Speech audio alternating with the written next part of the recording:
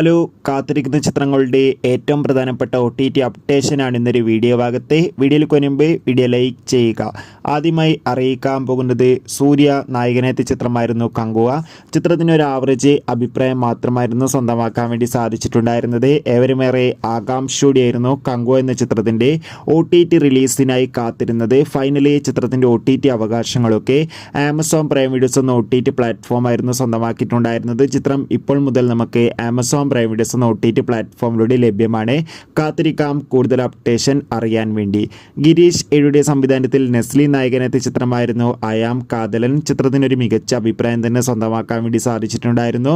ചിത്രം ഈ വരുന്ന ക്രിസ്മസ് ദിനത്തിൽ നമുക്ക് മനോരമ മാക്സ് എന്ന OTT പ്ലാറ്റ്ഫോമിലൂടെ ആസ്വദിക്കാൻ വേണ്ടി സാധിക്കും. കാത്തിരിക്കാം. അല്ലു അർജുൻ, ഫഹദ്, രേഷ്മിക എന്നൊക്കെ പ്രധാന കഥാപാത്രങ്ങളായ ചിത്രമായിരുന്നു പുഷ്പ 2.